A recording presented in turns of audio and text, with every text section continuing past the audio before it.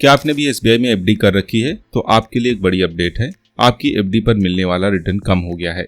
जी हाँ, देश के सबसे बड़े सरकारी बैंक एसबीआई ने एफडी की ब्याज दरों में कटौती कर दी है और इसका सीधा असर आपकी कमाई पर पड़ने वाला है। तो इस वीडियो में हम जानेंगे एफडी की ब्याज दरों में कितनी कटौती हुई है और अब आपकी कमाई पर कितना असर पड़ेगा और क्या अभी भी एफडी में निवेश करना फायदेमंद रहेगा। इन सभी सवालों के जवाब आपको इस वीडियो में हम देंगे, तो इस वीडियो को पूरा देखिए क्योंकि आपका पैसा है और इसे जानने का पूरा हक आपका भी है।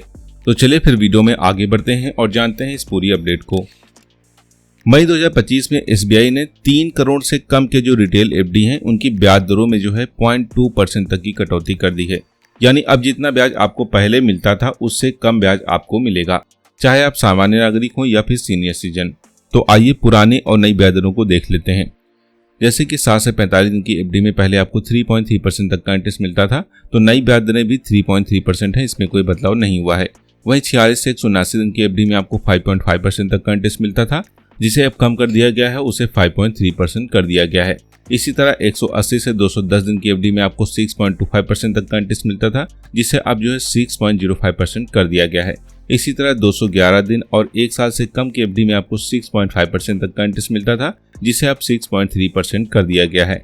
इसी तरह 1 साल और 2 साल से कम समय की एफडी में आपको 6.7% तक का इंटरेस्ट मिलता था, उसे 6.5% कर दिया गया है। वहीं 2 साल और 3 साल से कम की एफडी में आपको 6.9% तक का इंटरेस्ट मिलता था, जिसे अब जो है 6.7% कर दिया गया है।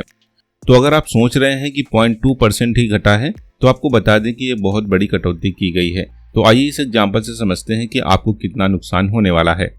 मान लीजिए आपने इसमें 5 लाख रुपए की एफडी 1 साल पहले कराई होती, तो पुरानी ब्याज दर जो इसकी थी 6.7% थी, तो इसमें आपको जो ब्याज मिलता वो 34,351 रुपए मिलता।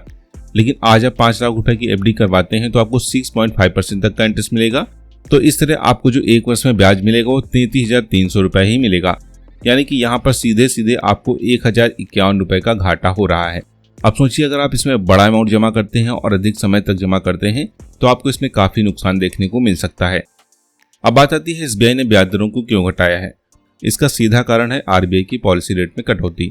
भारतीय रिजर्व बैंक ने हाल ही में जो है 0.5% तक की कटौती की है।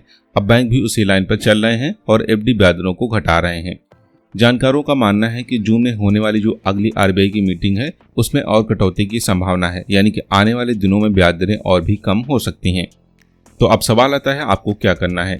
अगर आप एफडी में निवेश करना चाहते हैं और लॉन्ग टर्म में एफडी करना चाहते हैं तो अभी समय है, आप एफडी में निवेश कर सकते हैं।